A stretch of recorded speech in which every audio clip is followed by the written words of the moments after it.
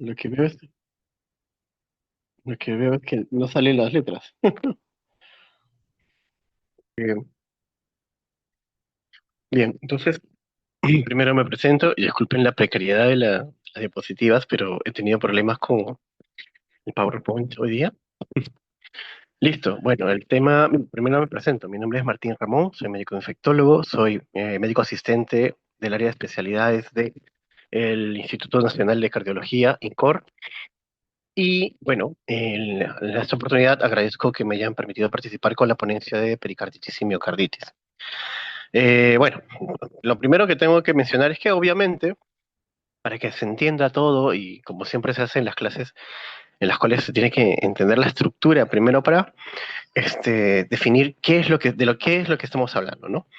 Bueno, como ya habló nuestro colega en la anterior exposición, el corazón tiene tres capas: el endocardio, que es la capa más interna, no tiene sistema vascular propio, si acaso, no tiene sistema vascular propio, depende de difusión desde las capas del miocardio y carece de sensibilidad por ser avascular, o sea, no es sensible el endocardio.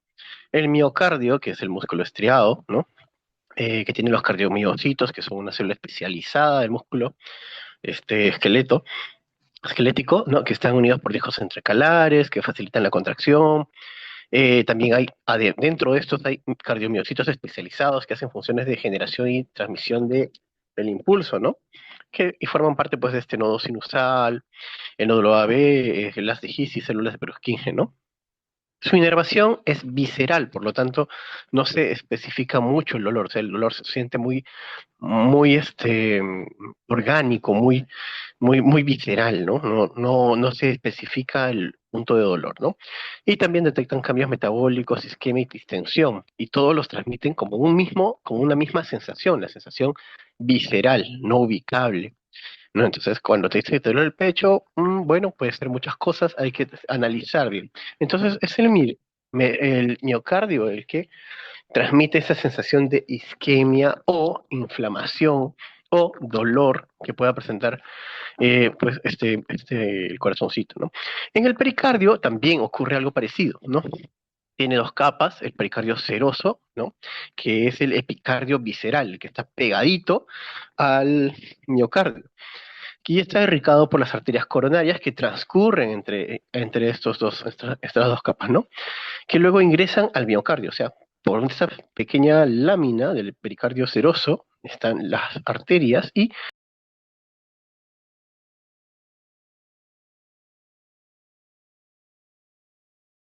estas luego ingresan al miocardio y están muy en contacto con él, ¿no? Pero, nuevamente, el pericardio seroso depende mucho de la difusión de un líquido que está entre las dos capas del pericardio, que es el líquido pericárdico. Entonces, ¿por qué? Porque tiene dos hojitas, ¿no? El pericardio tiene una hojita parietal y un epicardio o epicardio parietal, y la hojita visceral o epicardio visceral que se continúa con el miocardio. Y entre estos dos, de este pericardio seroso, hay una cavidad virtual, ¿no? Con más o menos de 15 a 50 mililitros de líquido, que viene a ser por una transsudación, se podría hacer, de las láminas del pericardio, ¿no? Y luego está el pericardio fibroso, que es como un compartimento grueso, más duro, que está formado principalmente por un material muy similar y casi dependiente de la pleura, ¿no? Parecido. Y su inervación, este sí es inervado, depende del nervio frénico, ¿no? Y suelen ser somáticos. Entonces, hay una interacción que se da entre el miocardio, pericardio y endocardio para darnos toda la sensibilidad aparente de las enfermedades que afectan. El miocardio, ¿no? Forma la capa funcional del corazón. El pericardio cubre el miocardio externamente, contiene vasos coronarios que penetran en el miocardio para su irrigación. Y tiene que estar el pericardio, sobre todo el pericardio que es visceral, ¿no? El seroso, debe estar lubricado para evitar la fricción, ¿no? Esto es importante porque el miocardio está contrayéndose 60, 120, dependiendo de qué tanto, lata tu corazón, y por lo tanto no debe tener fricción. Para eso es que sirven las hojas del pericardio seroso. tanto la visceral como la parietal. Luego está el endocardio, que tapiza las cavidades, y está compuesto de endotelio y tejido conectivo, y asegura un flujo laminar y protege la parte del interior del corazón del cizallamiento, ¿no? Actúa como una barrera y evita fenómenos trombóticos. Entonces, ¿qué es la miocarditis? Pues, ¿no? Como ya tenemos las tres grandes capas, más las dos virtuales que tenemos, existen, eh, tenemos que decir que pues, la miocarditis en términos muy genéricos se puede decir como la inflamación de la capa muscular del corazón. Sin embargo, hay múltiples tipos, ¿no? Y todos se suelen caracterizar por la inflamación del miocardio. O sea, y de todas estos, hay diferentes orígenes de esta inflamación. Están los mecánicos, los farmacológicos, bueno, los físicos, miocarditis químicas, inclusive, bueno, a veces cuando se usa contraste o similar, pero nosotros nos solemos centrar en las que son infecciosas. Ahora, en las miocarditis, lo que es más común es la miocarditis de tipo viral, ¿no? Y estas miocarditis virales, las de otro tipo también, ¿no? El mecanismo es muy parecido, pero las miocarditis virales suelen ser una afectación tanto de los cardiomiocitos especializados como los cardiomiocitos contráctiles. Aquí tengo un listado de todas las miocarditis posibles, ¿no? Entonces tenemos acá que tenemos cuadros asociados a la isquemia, los tóxicos por etanol, cocaína, anfetaminas, cobalto, plomo, o sea, minerales, ¿no? Medicamentos como los de la quimioterapia, como la doxorubicina, que es tan conocida, suele producir miocarditis crónicas o secuelas de esta. Cloroquina, que es, como ustedes, un antibiótico, lo usamos como antibiótico nosotros. También pueden haber miocarditis por deficiencias nutricionales. Muchos de los abuelitos que suelen referir cuadros cardíacos están asociados también a alteraciones de la nutrición, ¿no? Y algunas veces con deficiencias muy específicas, ¿no? Tiamida, selenio, carnitina. Alteraciones electrolíticas y las que nos gustan, bueno, por lo menos a mí me interesan bastante, suelen ser las que están en la última columna, las de enfermedades infecciosas víricas, ¿no? Prácticamente cualquier virus puede ocasionar una miocarditis. ¿Esto por qué dirán, no? Porque, bueno, el tejido que compone el corazón contiene elementos embriológicos que los hacen susceptibles a todos los ataques virales, ¿no? Entonces, tenemos, por ejemplo, los que son, se podría mencionar que son tipos enterovirus, ¿no? O clasificarlos como tales, por ejemplo, los coxsackies, ¿no? Que son bastante comunes. Luego están los herpes virus, ¿no? Y los herpes virus tenemos el citomegalovirus, el Epstein-Barr virus. Incluso a veces puede haber, pues, por varicela, eh, miocarditis por varicela, ¿no? De hecho, tal vez es una de las más comunes, pero como se da en una etapa muy temprana, el corazón, pues, aprende a sobrevivir con esto. Pero posteriormente, cuando se evalúan en el paciente adulto, se encuentran unas secuelas que podrían ser respuesta a ellos. El mismo VIH por su naturaleza de acción inflamatoria y por su afectación tanto en las células CD4 como también algunas otras, como los macrófagos, puede estar asociado. Los ecovirus, que es un tipo de enterovirus, y algunos otros más que puede mencionarse, incluso el COVID, ¿no? Que es un coronavirus, la influenza, en general, cualquier tipo de virus puede producirte. Con mayor posibilidades, los virus Coxsackie, los citomegalovirus y los asociados al VIH, ¿no? Bacterianas, como una respuesta inflamatoria, pueden estar asociados la fiebre reumática y la fiebre tifoidea. La difteria, el mismo germen, ¿no? Puede ocasionar una infección que afecta directamente al miocardio. La brucelosis y la citacosis, que son enfermedades que muy rara vez se los trata de asociar a problemas cardíacos, pero sí existen. De hecho, debería considerarse, si tienen cuadros de brucelosis, debe analizarse la respuesta cardíaca, ¿no? Y luego están ya otras enfermedades tal vez un poquito ya más eh, exquisitas, como la riqueza, enfermedad de Lyme, que son intracelulares, ¿no? Y luego están las que por contigüidad podrían hacerte daño, las micobacterias, como la histoplasmosis y la criptococosis, y parásitos como la toxoplasmosis, trypanosomiasis, esquistosomiasis, y hablamos aquí de la enfermedad de Chagas también, pues, ¿no? Bien, entonces, ¿cuáles son las fases que suelen darse cuando hay una miocarditis? Usualmente, no todas son similares, pero todas ellas tienen un patrón que se puede comparar.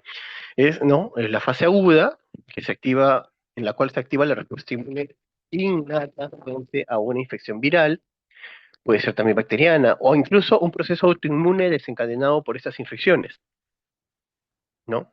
¿Cuál es la diferencia contra las otras miocarditis? Las tóxicas, farmacológicas, por envenenamiento que hemos visto. Que en las infecciosas la fase aguda suele ser rápida, porque la actividad del agente tóxico es activa. No, o sea, no es solamente una respuesta que inmune del cuerpo, sino que hay lesión de parte de este virus, este parásito, este hongo que se está propagando. Entonces, ¿qué sucede en esta fase, no? Que hay una invasión de los miocitos por el agente infeccioso, ¿no? Y hay una fase de replicación rápida. Como resultado, por la citotoxicidad o porque el mismo corazón decide, un mecanismo de defensa es obligar a que no se reproduzca este virus usando sus células, ocurre necrosis, el virus o el agente lesionante mata a las células, y apoptosis, el corazón decide, no el corazón, bueno, la célula decide morir para no propagar virus, ¿no? En esta fase se caracteriza por infiltración de leucocitos, ¿no? Principalmente linfocitos T. Y dentro de los linfocitos T puede ser los linfocitos CD8 y los linfocitos NK. Y macrófagos, que son agentes destructivos principalmente, ¿no? Ocasionan una cascada de inflamación. Luego, también se observa que hay la famosa necrosis de cardiomiocitos, y debido a esta necrosis y este fenómeno inflamatorio puede haber edema intersticial, ¿no? Eso significa que pues hay mayor cantidad de líquido dentro del intersticio del corazoncito. ¿Cuál es la clínica que se presenta? Dolor torácico, que suele ser vago, ¿no? O sea, no es bien ubicado, por algo es visceral. Puede haber fiebre porque es una reacción inflamatoria, y los macrófagos con la secreción de factor necrosis tumoral alfa, ¿no? Y algunas interleuquinas como la 1 y la 6 pueden ocasionar fiebre. Puede haber palpitaciones. ¿Por qué? Porque al ocasionar edema, al ocasionar lesión de las células, tanto las especializadas en contracción como las especializadas en transporte o estimulación eléctrica, pueden ocasionar focos externos, focos adicionales eh, de fibrilación. Entonces puede haber arritmias, ¿no? Y disnea leve significa que deja de percibir o percibe falta de aire. Luego viene la fase subaguda, que justamente en los cuadros infecciosos se mantiene esta característica de estar aproximadamente 15 días, en la cual se activa la respuesta inmune adaptativa con predominio de linfocitos T citotóxicos y autoanticuerpos contra proteínas del miocardio, ¿no? En la miocarditis infecciosa, a que nuevamente menciono, están los linfocitos T. También pueden aparecer linfocitos B ya después, más adelante, debido a una respuesta mucho más específica ante el antígeno presentado por los virus. Y esto es característico pues de la fase subaguda, ¿no? Eh, y suele haber también un aumento de estas citocinas inflamatorias. Lo que se inició en la fase aguda con la lesión, con la infección, y con la reacción inflamatoria aguda, esta vez se mantiene, pero se mantiene a través de esta cascada y círculo vicioso de citocinas inflamatorias que se autoestimulan, ¿no?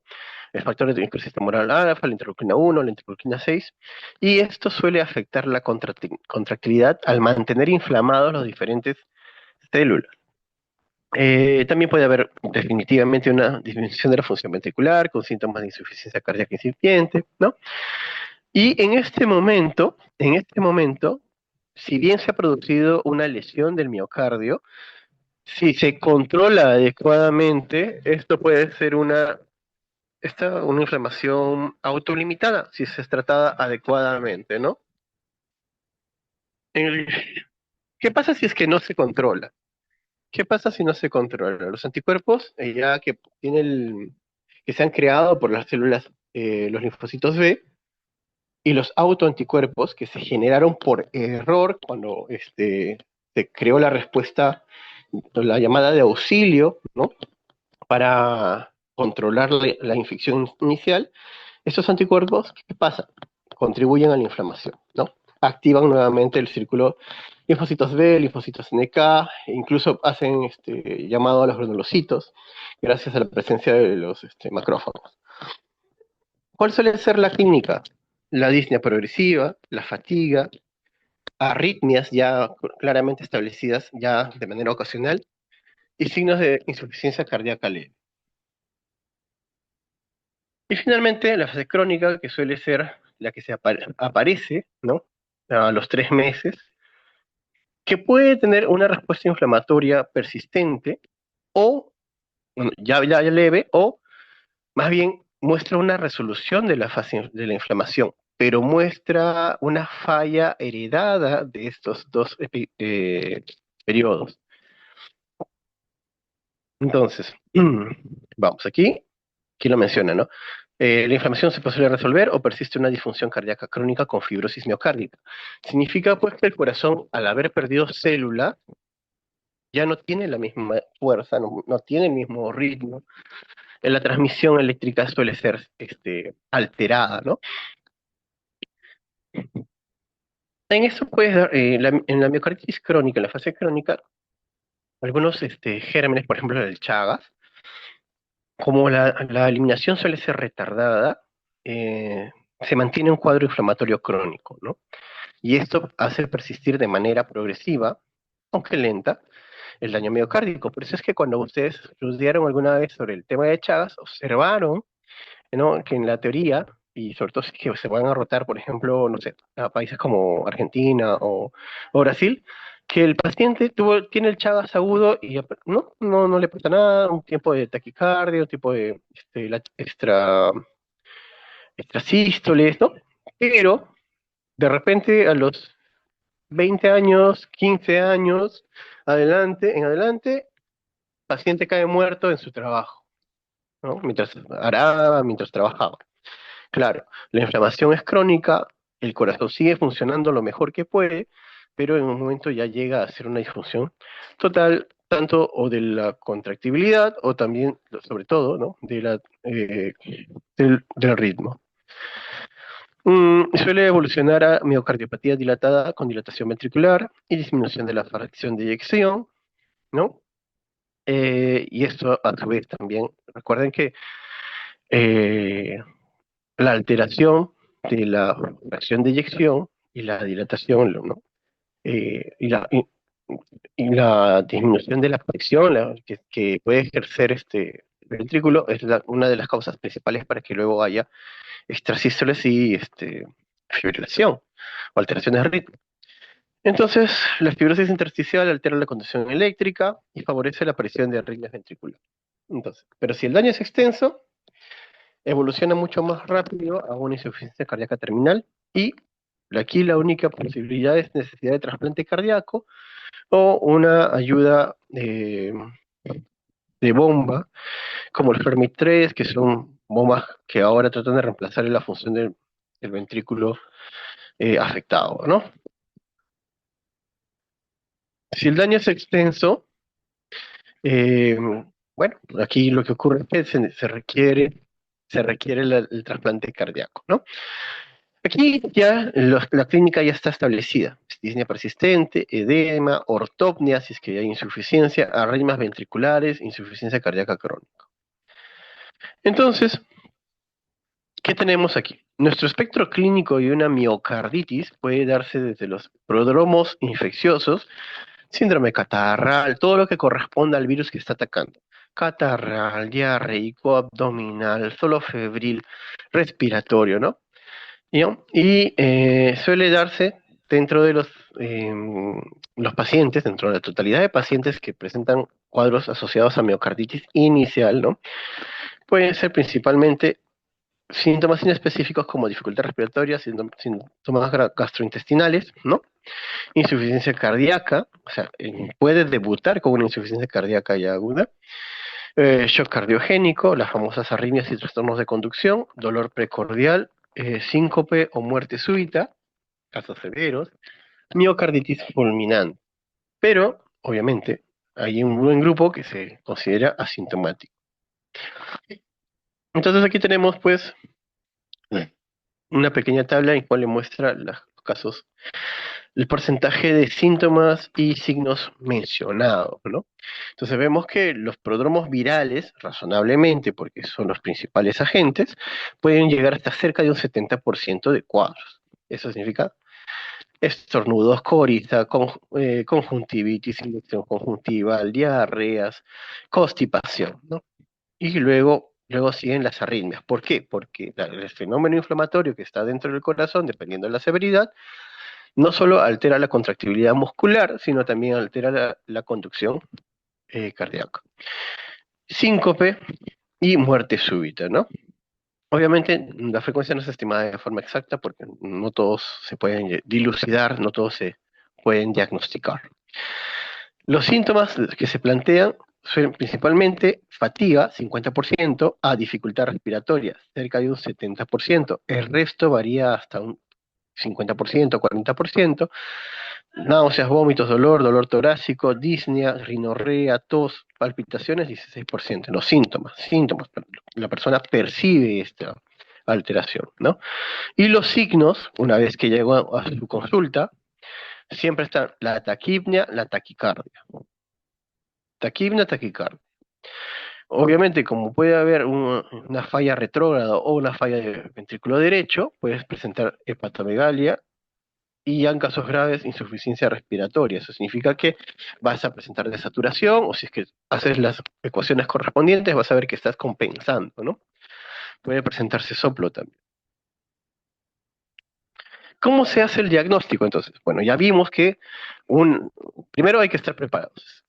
Que tengas signos catarrales, signos inespecíficos virales, no es simplemente observar y decir, bueno, es una gripecita y ahí termina, ¿no? Váyase a casa, ¿no?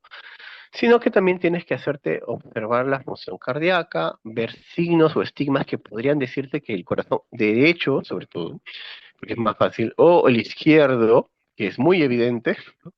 Están fallando. Entonces, el diagnóstico suele ser complejo porque los síntomas son inespecíficos, pero puedes basarte en criterios clínicos. Si tienes sospechas razonables, puedes solicitar biomarcadores y algunos estudios de imágenes, ¿no? Y finalmente, pues los estudios de biopsia endomiocárdica que te dan diagnósticos mucho más certeros. Entonces, ¿cuáles son los métodos? Primero, aparte de tus síntomas y tus signos, está el electrocardiograma, ¿no? En la fase aguda y en la fase subaguda se puede observar, se ven alteraciones inespecíficas de la repolarización, ¿no? ST, la onda T, se ven alteradas. Hay alteración en la transmisión, por lo tanto puede haber bloqueos, estancamiento del complejo o cambio de la forma de la onda T. Biomarcadores, ¿no? Como la troponina, el CPK, MB, ¿no? O la BNP, puede verse también en la fase aguda. Entonces, ¿qué detecta? Detecta daño miocárdico e insuficiencia cardíaca. Luego están los ecocardiogramas, que mejor funcionan ya cuando las fases están más consolidadas, porque ya está alterada la mecánica de la contracción del miocardio. Entonces, en la fase subaguda y la fase crónica va a ser más evidente, ¿no? ¿Por qué? Porque evalúa función ventricular, ya ha habido daño, ya el cuadro de falta de conducción o falta de contractibilidad se están asentando, entonces puede observarse mejor. Asimismo, como el miocardio está en muy estrecha relación con el pericardio visceral, ¿no? Puedes encontrar derrame pericárdico. Por lo tanto, también puedes asumir de que se afectan por contigüidad. Finalmente, lo que usualmente nos piden, pero casi nunca tenemos, que es resonancia magnética cardíaca. Nuevamente, hay una alteración del edema cardíaco, ya no se mantiene la distribución del líquido dentro de los mismos cardiomiocitos y el intersticio, y por lo tanto van a dar señales diferentes, T1, en T2.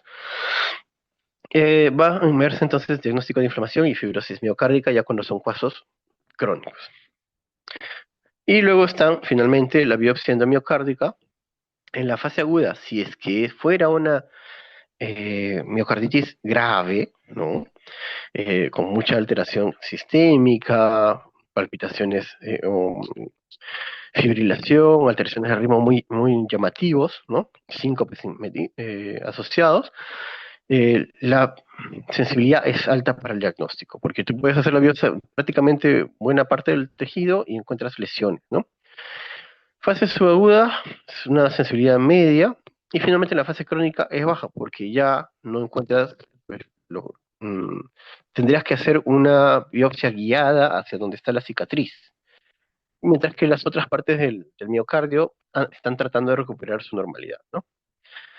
Y finalmente, algo que ya estamos muy pronto, tal vez hasta sea algo muy común, es el PCR viral y la serología.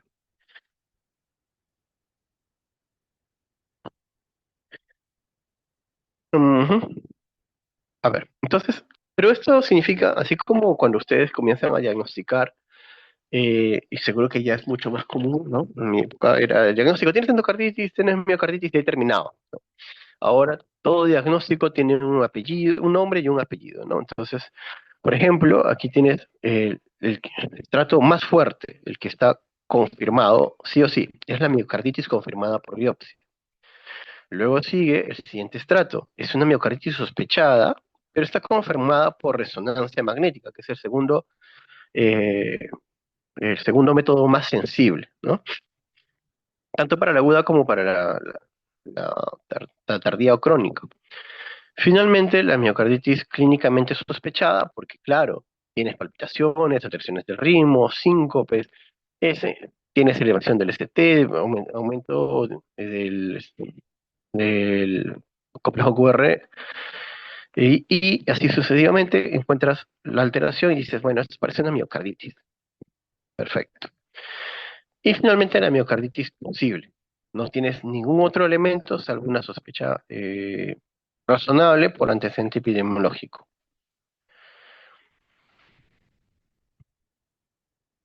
Nuevamente, aquí vemos pues que como el diagnóstico tiene que ser, debería ser una prioridad, aunque muy pocas veces se pueda tratar, pero algún día habrá tratamiento, tenemos esto de acá.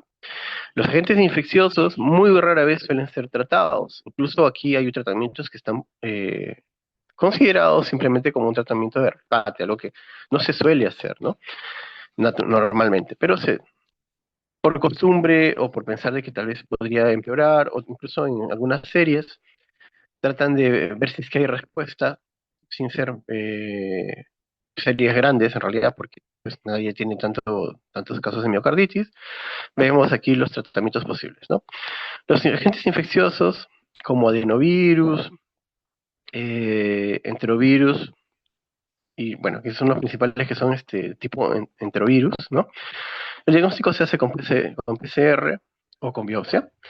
Y el tratamiento suele ser sidofovir en adenovirus, se considera algunas veces fluoxetina, ¿no?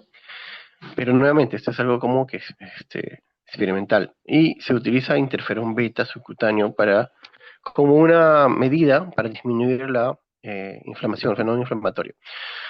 Tenemos los citomegalovirus, los herpesvirus, el virus Epstein-Barr y el 1 y el 2. Todos ellos se trata de utilizar derivados del ganciclovir o similares. Entonces tenemos aciclovir, foscarnet, incluso el cidofovir, que también se suele utilizar en algunos tipos de Epstein-Barr. Y herpes virus 6, Epstein-Barr virus, el foscarnet, todos endovenosos, el herpes simple, aciclovir, junto con la varicela. En la influenza, los del Tamivir, nuevamente aquí se tiene que iniciar muy temprano para que tenga efecto. El virus incisional respiratorio, la ribavirina endovenosa, el parvovirus B19, interferón beta subcutáneo, ¿no? Hay múltiples otros virus que están mencionados aquí, como les dije, casi cualquier virus te puede ocasionar una miocarditis. Se tiene que evaluar el caso principalmente, ¿no? Para ver qué tipo de tratamiento se puede dar. En las bacterias, de acuerdo al tipo de germen, Legionella, Bartonella, Mycoplasma, se suele utilizar un agente específico para ellos. No todo es meropenem vancomicina, ¿no? Legionella, por ejemplo, buena respuesta a quinolonas, levofloxacina. Bartonella, Mycoplasma, acitromicina. En otros casos, doxiciclina. La brucela, doxiciclina y rifampicina o cotrimoxazol más rifampicina, dependiendo de la edad. Luego está el Corynebacterium diphtheriae, que es el causante de la difteria. Penicilina. No meropenem, no tiene especificidad, es muy, como si le falta potencia al meropenem para el Corynebacterium, ¿no? Ya. Luego están todos los gérmenes más comunes, Haemophilus, Streptococcus, Gonococcus, Staphylococcus, que son cefalosporinas y penicilinas específicas para estafilococos, ¿no? Leptospira, Treponema y Actinomyces, la pobre y vieja penicilina es más que suficiente. Otros gérmenes raros, ya dependiendo de qué tipo de germen, Borrelia, por ejemplo, doxiciclina, amoxicilina, el Mycobacterium tuberculosis, el mismo tratamiento que tenemos. Luego están Clostridium, Rickettsia y Clamidia, que depende ya de qué tipo de tratamiento sería adecuado para el paciente, ¿no? Hongos, Candida, Aspergillus, Mucormicosis, la mayoría suele responder a azoles. Ahora se utiliza mucho equinocandinas porque suelen ser de efectos menores o de menos toxicidad para el paciente. Sin embargo, hay que hacer un llamado siempre a que el abuso de las equinocandinas ha conllevado a la aparición de resistencias muy grandes, no solo en la cándida, sino en otros tipos de hongos, ¿no? Nuevamente. Y los parásitos como el Trypanosoma cruzi, Chagas, benznidazol, el toxoplasma, sulfadiacinamida, pirimetamina, pero aquí en Perú, a falta de estos dos fármacos, ser una enfermedad casi huérfana o huérfana, se utiliza el cotrimoxazol. Plasmodium, según la especie. Y depende, incluso puedes encontrar parásitos helmintos, ¿no? Ya depende de ellos, dan tratamientos diferentes. Como se mencionó, se consideraba que los virus entéricos eran predominantes, pero ahora se ha visto que inclusive comparten nichos y la variación de la frecuencia depende mucho del área en donde te ocupas, fenómenos epidémicos o brotes, ¿no? Varían demasiado. Entonces, todavía se considera por una cuestión cultural que los virus entéricos son predominantes, pero hay que tener en mente de que no son los únicos. Dependiendo del lugar, época y tal vez incluso características del paciente, pueden presentarse otros tipos de virus, ¿no? Pueden ser coronavirus, etc. ¿Y cuáles son los que más han llamado la atención? Las familias de tipo herpes, ¿no? Herpes 6, herpes 8, ¿no? Citomegalovirus, herpes 4. Están metidos allí. Y finalmente otros virus que provienen con otros mecanismos de ataque, ¿no?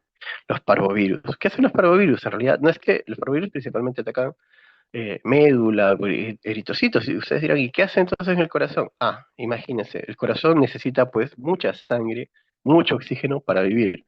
Entonces, ¿cuál es su mecanismo de ataque? Su mecanismo de ataque tiene que ver con, le quitan de manera muy difusa eh, material para su supervivencia, pues no, oxígeno y similar. Además de que facilitan la formación de microtrombosis similares. Ujú. Bueno, como les mencioné, la distribución varía en función del lugar geográfico.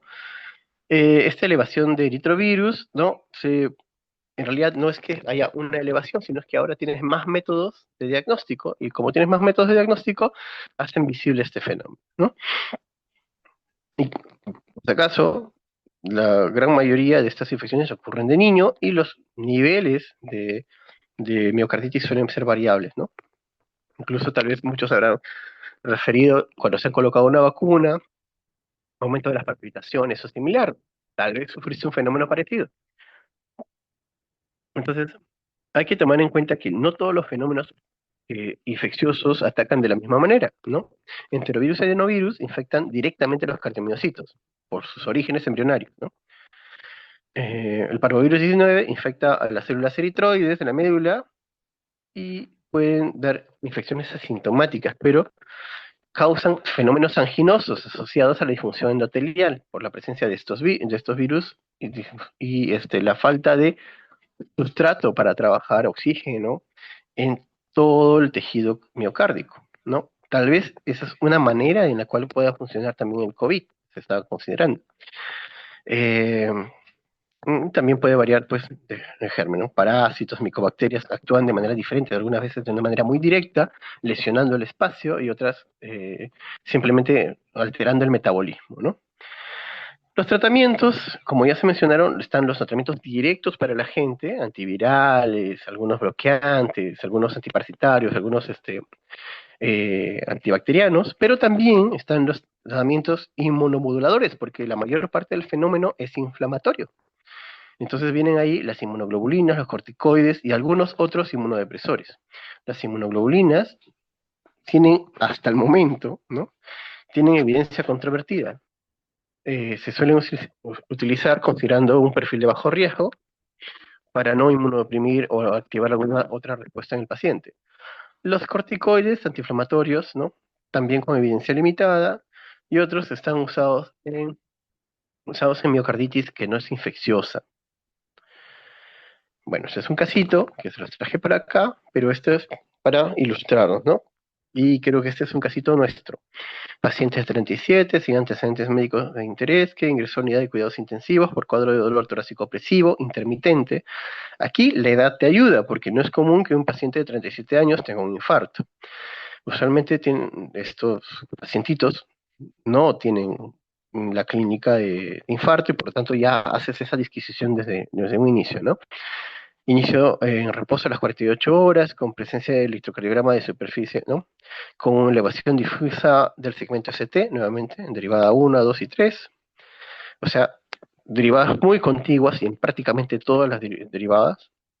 Y se observa una liberación de CPK de más, no, aquí tiene 2082 unidades internacionales por litro.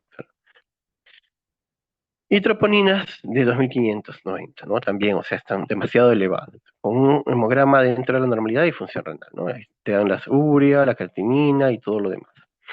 El pico máximo de CPK y troponina llegó a 2100 y el otro a 2800. La coronografía descartó lesiones coronarias, porque de todas maneras se tiene que investigar. Como todo en la medicina, tú siempre tienes que manejar tus posibilidades diagnósticas e ir descartando o confirmando de acuerdo a cómo. Entonces aquí tenemos el EKG y aquí ven pues la elevación aproximada de la onda del segmento ST con alteración de la conformación del complejo QRS en casi todos los segmentos. Incluso hay una tepicuda por ahí.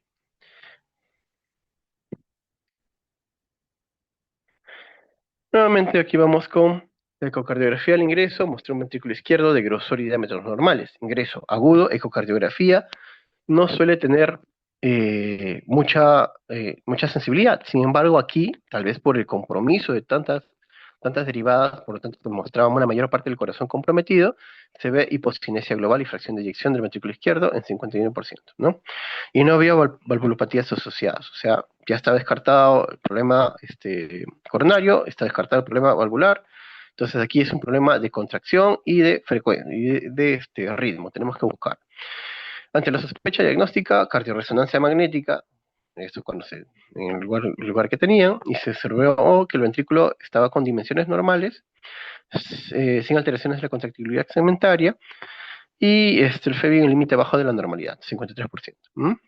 Pero sí observaron una señal hiperintensa epicárdica generalizada, con una afectación de todos los segmentos, sobre todo los medios, en secuencia STIR, ¿no? Y finalmente secuencias de realce de gadolinio, ¿no? Realce tardío de gadolinio. Entonces aquí te ve las famosas áreas de hiperrealce subepicárdicas, no, no endocárdicas, epicárdicas. Bueno, luego el paciente obviamente solamente es el tratamiento con antiinflamatorios y observación. Ahora felizmente se tienen máquinas que pueden reemplazar la función del corazón mientras te recuperas, mientras el fenómeno inflamatorio va pasando. Y se observa que, tal vez por la juventud, todas las funciones se fueron normalizando. Y aquí están las frecuencias, bueno, no las puedo mostrar muy adecuadamente, pero ves aquí que en la zona de realce, STIR, en el lado izquierdo, encuentras aumentado. En las zonas medias, o sea, los primeros cortes que ven allí, están aumentados, ¿no? Y finalmente, y aquí en la otra muestra con gadolinio, también se ve lo mismo, como un aumento de la densidad, se podría decir. Y tras el tratamiento, ves la normalización de los segmentos ST, ves que el complejo se hace mucho más angosto, con recuperación completa, felizmente. ¿Qué es lo que se notó en este caso?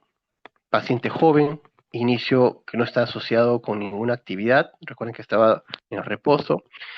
El cuadro aparentemente se manifestó con disnea, ¿no? O sea, que ya habíamos mencionado que es lo más común. Entonces dices, bueno, esto, siendo un paciente cualquiera, te hace pensar a un infarto y siempre tienes que tener en la cabeza la posibilidad de una miocarditis. Sospecha y método de diagnóstico, ya vieron, las enzimas, CPK, troponinas, ProBNP, y también luego están las imágenes. El eco, que suele ser sensible cuando son fases medias y tardías o crónicas, pero que en este caso, tal vez por la extensión, se observó. Aquí lo que no mencionaron es los pródromos, ¿no? Los pródromos no los mencionan, tal vez porque muy pocos investigan sobre eso, pero seguro que había un componente catarral. Esto parece ser un típico de influenza. No se llegó al diagnóstico etiológico. Se descartaron otros cuadros, sí, buscaron cuadros isquémicos, buscaron cuadros asociados a valvulopatías, ¿no? Se realizó biopsia, en este caso no se realizó biopsia, hubiese sido muy bonito, pero no se llegó a realizar biopsia. Tal vez justamente porque pues se desestima un poquito por el hecho de que, ya bueno, ya sabes que tiene miocarditis, ¿y qué vamos a hacer?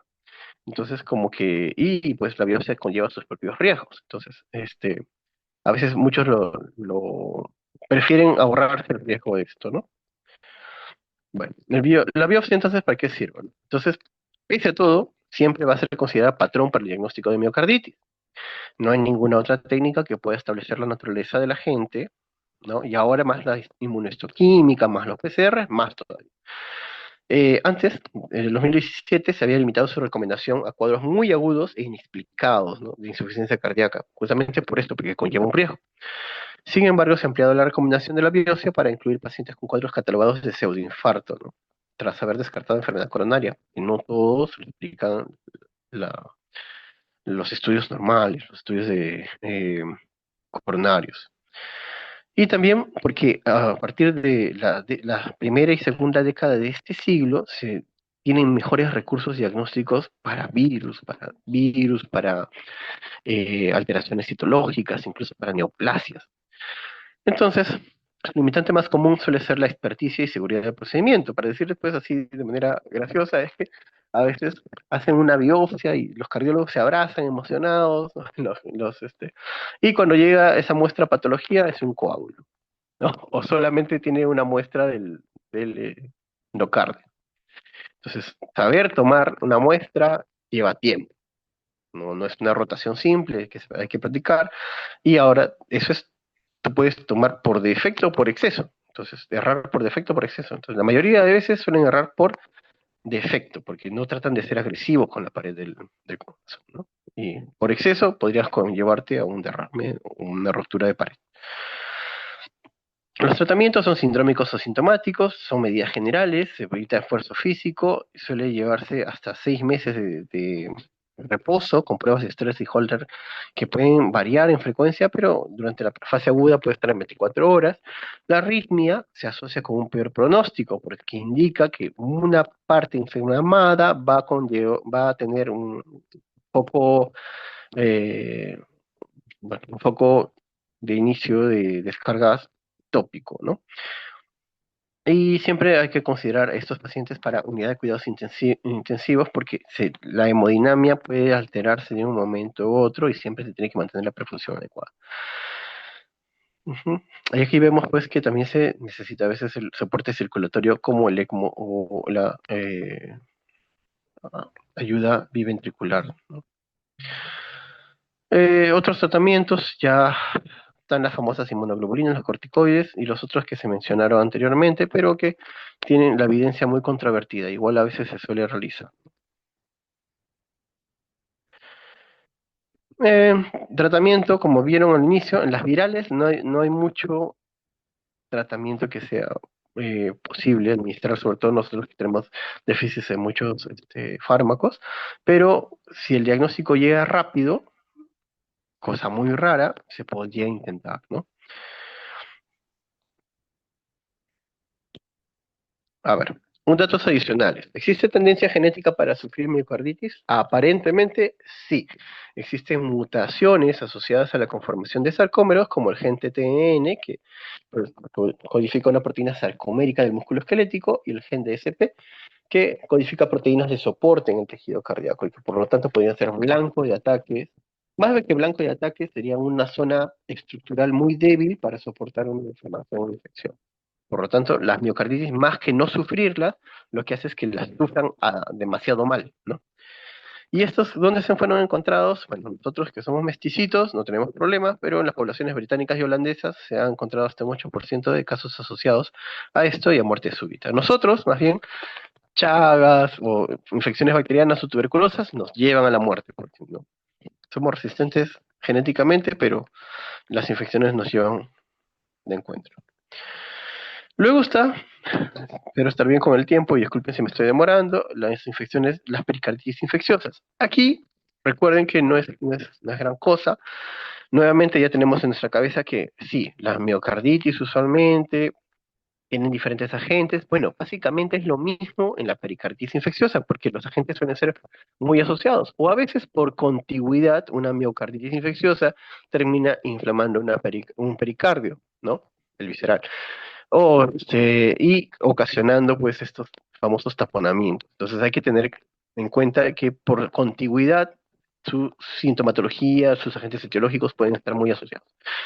Entonces, vemos que el pericardio puede verse afectado por diversos procesos y las respuestas usuales del pericardio son inflamación aguda, derrame, que está inflamado y está alterado la, la presión osmótica, está alterada, entonces puede trasudar más líquido, ¿no?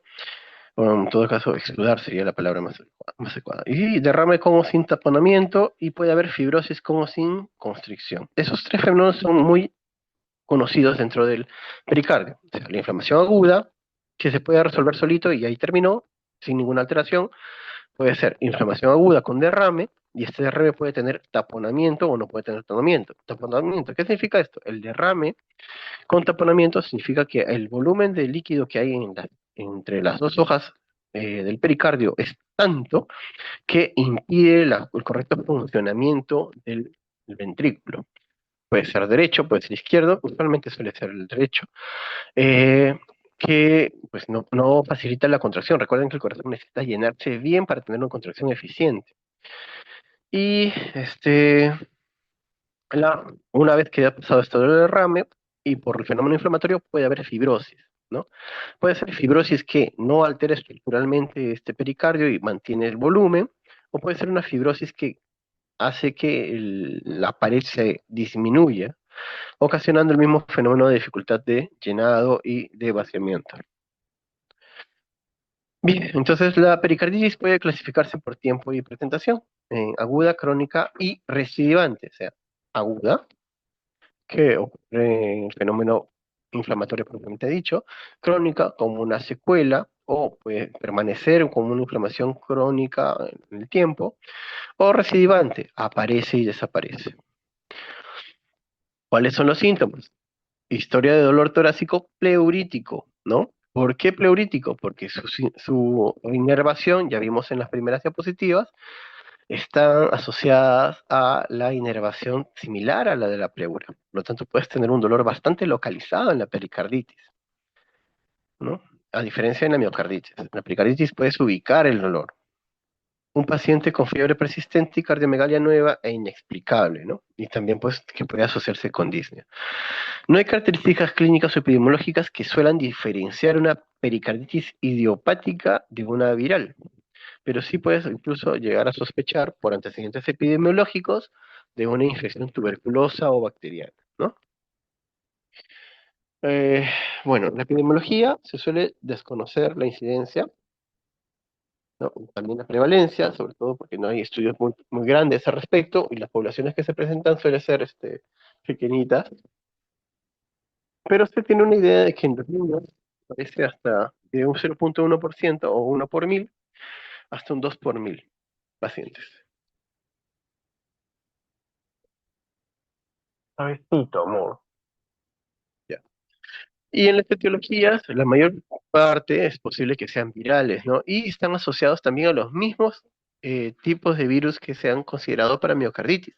Coxsackie, adenovirus, influenza, virus respiratorio sincitial o similares. Algo que pasaba con los pacientes con VIH es que, por ejemplo, el citomegalovirus y la tuberculosis estaban muy asociados a los cuadros asociados a pericarditis, sobre todo el tipo constrictivo.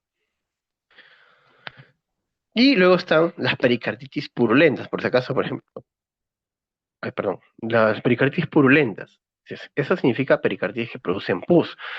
Y usualmente son gérmenes bacterianos. ¿Qué bacterias? Las que te producen las neumonías, estreptococo, influenza. Y bueno, la Neisseria meningitis está aquí porque también afecta el pericardio.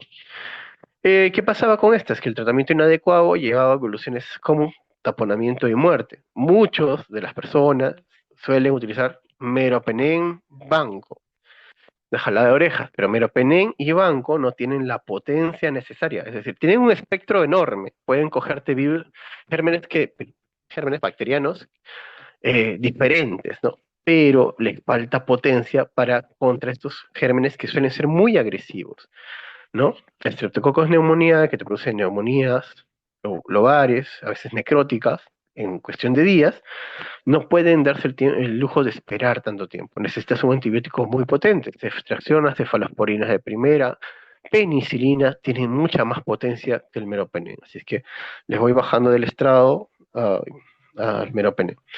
Y la vancomicina solo funciona con un grupo específico de estafilococos y enterococos, no con nadie más. Con streptococo no, tampoco contra el hemófilos y tampoco contra el Neisseria. Entonces, su función se hace, es muy inocua por ellos. Bueno, actualmente, como ya se tienen muchos pacientes que son vacunados, la mayoría, suele ser el principal germen siempre el estafilococo aureus. ¿Por qué? Porque tiene muchos mecanismos de ataque a los tejidos, ¿no? Y porque su tipo de siembra suele ser hematógena. Ujú.